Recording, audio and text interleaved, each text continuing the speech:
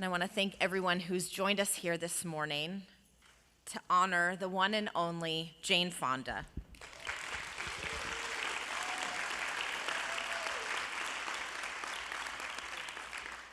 This Earth Month, we're here to celebrate and recognize Jane Fonda, a beloved actor and fearless activist whose contributions have left a legacy of environmental and social justice.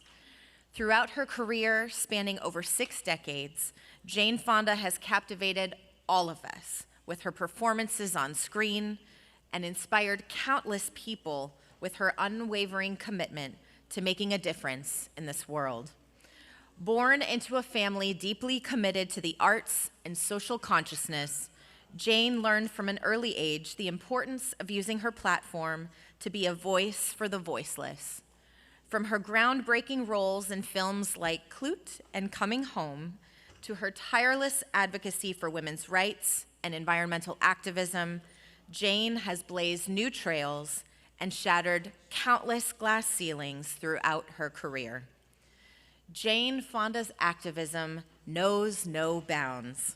Inspired by her experiences during the Vietnam War era, she became an outspoken advocate for peace and social justice, using her platform to raise awareness about the consequences of war.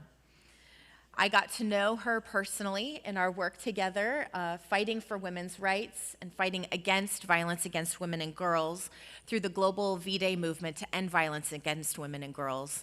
And that movement blossomed into a global action known as 1 Billion Rising, which has brought together more than 1 billion people on the planet annually to rise in a commitment not only to women and girls, but to social justice, to transformational change, to rising up in protection of our Mother Earth.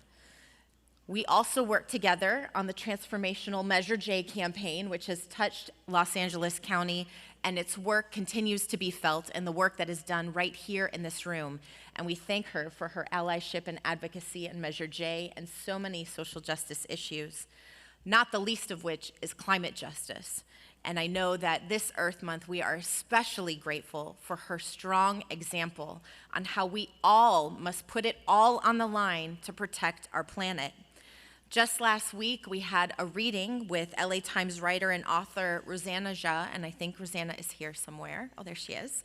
And someone in the audience asked us if it was time for certain generations to get out of the way because that's what was holding us up from true change. And I said, no, no, no. Look no further than the one and only Jane Fonda, who has bridged generations and brought us all together to make sure that we are dedicated to protecting our planet in all the ways that we must. Where she focuses her passion and her heart, great things happen. I've long said that climate change is the crisis of our time, and Jane has demonstrated time and again the need to act now to protect our planet for future generations. She has been a tireless champion for environmental activism, leading protests and demonstrations, including Fire Drill Fridays in front of the Capitol in Washington, D.C., to raise awareness about the urgent need to address climate change. Starting today, we proclaim every April 30th as Jane Fonda Day in Los Angeles County.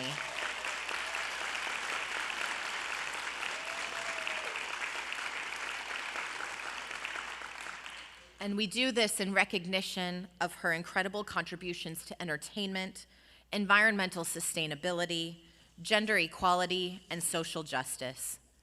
This proclamation is a testament to Jane Fonda's legacy and serves as a reminder of the impact that one person can have in creating positive change throughout our world. As we celebrate Jane Fonda Day, let us not only honor her remarkable achievements, but also commit ourselves to carrying forward her legacy of empathy and activism. Let's continue to engage in service and advocacy for social and environmental justice, following her example of using our voices to make a difference in the lives of others and to protect our planet for future generations. Jane Fonda's dedication to making the world a better place serves as an inspiration to us all. On this Jane Fonda Day, let's celebrate her extraordinary contributions and recommit ourselves to the values of compassion, justice, and sustainability that she embodies so perfectly.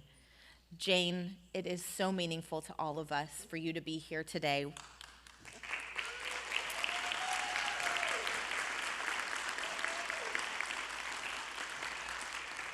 We are proud to have you as a resident of the 3rd District and to know that for generations to come, all will be celebrating your legacy throughout Los Angeles County. Congratulations and thank you. And this is for you. Oh my God. Look at it. Oh, it's beautiful. Look at this. Come here. Okay.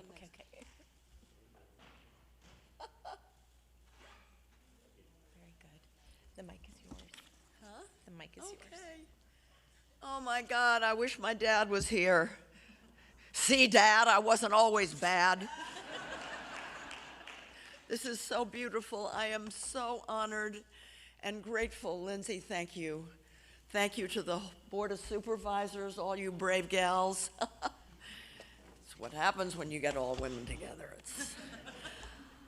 I'm kind of blown away. I cannot believe that there is a Jane Fonda Day. And it lasts until somebody else, but yeah, okay. This is wonderful. Thank you very much. You know, I was born in 1937 and I grew up in Los Angeles. There was no freeway. There was no smog. We lived up on the top of the Santa Monica Hills and there were no houses around. We lived on a dirt road and Tiger Tail. I don't know if any of you, yeah, Tiger Tail. And all summer long I swam in the Santa Monica Bay. I'm so grateful to the people that are in this room that have fought for the health and safety of the Santa Monica Bay. But what it meant for me, and I know for a lot of people, people who don't necessarily have happy home lives, you find solace in marriage, right? You go outside, you climb trees, you play in the woods, and that's what Los Angeles and Santa Monica and the mountains and the ocean meant to me. And the sound of songbirds and coyotes and wild animals, and I became familiar with the skin of California, the way it really is, not with a lot of exotic plants and fancy mansions, but beige in the summer and green in the fall and winter, and the sycamores that grow in the canyons and the live oaks, the dark green on the hillsides. And it made me love nature. And then I left California and I came back decades later, lived in Ocean Park for a while, and the lifeguards were getting cancer. And the songbirds were disappearing. Do you know that there are 3 billion fewer birds in North America than there were in 1970? And you couldn't see Catalina anymore. And more people were getting cancer. I'm going to now cut to today. Almost 3 million Californians live next to oil wells.